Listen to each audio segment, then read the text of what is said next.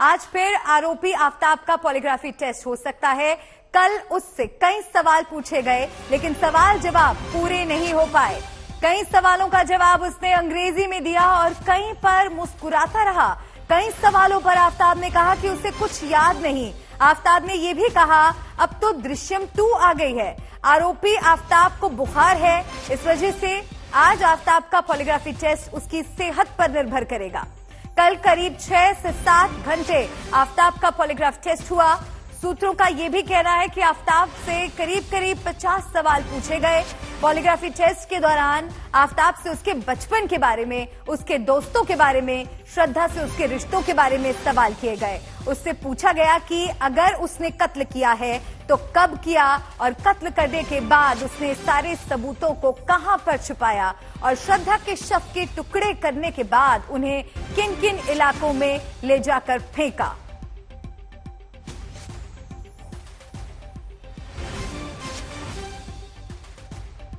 अरविंद ओझा और वरुण सिन्हा मेरे दो सहयोगी मेरे साथ जुड़ गए हैं। वरुण, आपके पास सबसे पहले आते हुए, बुखार की वजह से सवाल जवाब पूरे नहीं हो सके और आज उसकी सेहत पर निर्भर करता है कि दूसरा राउंड पूरा हो पाएगा या नहीं। इससे जुड़ी कोई जानकारी? देखिए, मेडिकल एग्जामिनेशन होता है और उसके बाद ही जो है वो पॉलीग्राफ प्रक्रिया को शुरू किया जाता है।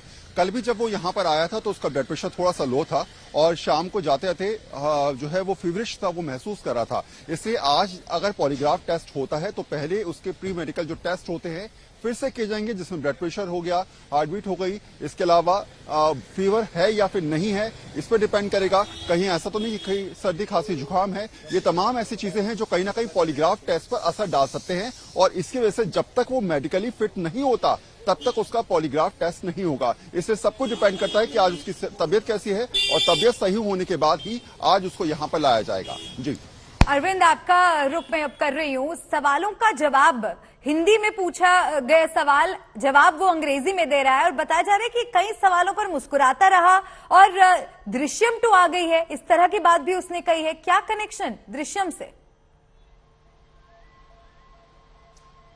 जी नहीं, देखिए तमाम ये जो सवाल है दरअसल जो अक्यूज होता है उसको कैजुअल करने के लिए, उसको नॉर्मल करने के लिए जो डॉक्टर है वो इस तरह के सवाल करते हैं। लेकिन आपको चौंकाने वाली बात बताऊं कि दरअसल जब दिल्ली पुलिस के अधिकारी भी उससे पूछताछ करते हैं तो उससे एक पर्टिकुलर सवाल पूछा जाता है तो आफताब यही कहता है कि मैं आपको शुरू से बताता हूँ। यानी कहीं ना कहीं जो रटा रटाया जवाब, जो पूरा होमवर्क किया, न सिर्फ हत्या करने के लिए ऐसा लगता है कि उसने पूरा होमवर्क किया, बल्कि हत्या के बाद जो लाश ठिकाने लगाना है उसके लिए भी पूरा होमवर्क किया है।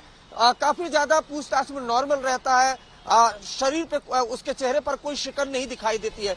इन सब के बीच तफ्तीश आगे बढ़ती जा रही है। जो उसके दोस्त हैं उनके दोस्तों का भी बयान दिल्ली पुलिस ने साकेत कोर्ट में सीआरपीसी 164 में दर्ज कराया, जिसमें उन्होंने बताया है कि जो आफताब है वो श्रद्धा के साथ मारपीट करता था, जान से मारने की धमकी भी दी थी एक बार उसने। तो इस तरह के तमाम जो एविडेंस है वो कलेक्ट कर रही है